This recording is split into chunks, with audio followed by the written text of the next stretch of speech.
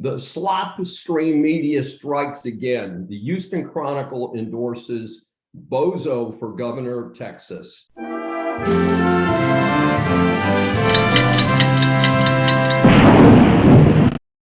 This is Dr. David D. Shine, and welcome to a special Saving America episode where we award an F grade to a politician, a celebrity, or some other schlub who deserves to be identified. In this case, it's a group of schlubs.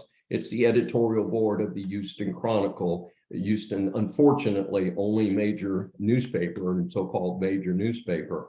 I want to be clear about the term mainstream media. I think it's a bad term. When I poll my students at the university, hardly any of them are paying any attention to any media, much less what some people misleadingly call mainstream media. The New York Times is clearly fallen off the rails. It has zero credibility. It appears to be communist control, best I can tell. Right along with it, another so-called major newspaper, the Washington Post.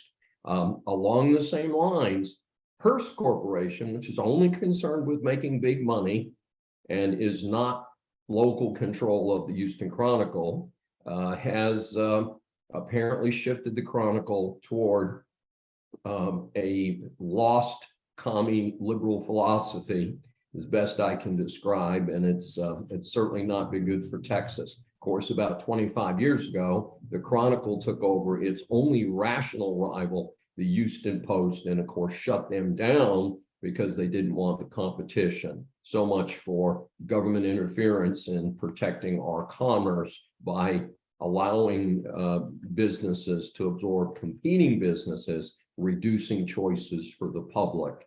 So not a good situation. So at one point they were almost a decent newspaper. Frankly, they really have continued a slide, in fact, somewhat parallel to the slide in leadership in Washington, as the Houston Chronicle has gone from being below mediocre to basically the pits, and as we used to call it, the lining for the bird cages of America, or maybe your cat's litter box, but certainly not fit for reading by anyone with a reasonable intellect. The trigger for today's F grade for the Houston Chronicle editorial board is their endorsement of Robert Bozo O'Rourke. Now, he's Irish, but he adopted this nickname Bozo fairly recently because he was hoping to attract Hispanic votes to his Democratic campaign. I refer to him and have referred to him for years as Bozo, which I think is a far more appropriate term.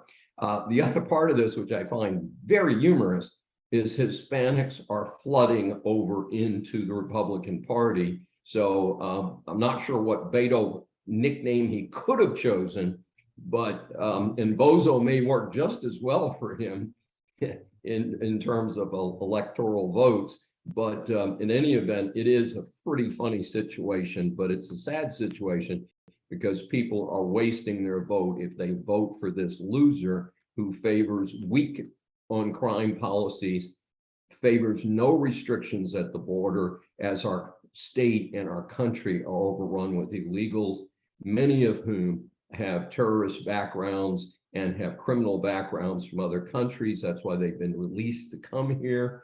And we are very concerned about the fentanyl crisis. The open border has allowed China to poison our children, allowed China to poison our children. That's what's happening with the fentanyl crisis. And the only way to secure that is to have a secure border on all sides of the United States, including airports and shipping, not just the southern border, but certainly the southern border cannot be wide open, and especially not at this dangerous point in time. So for Saving America, this is Dr. David D. Shine awarding a well-deserved F grade to the Houston Chronicle editorial board. If you've enjoyed this episode, please subscribe on your favorite platform.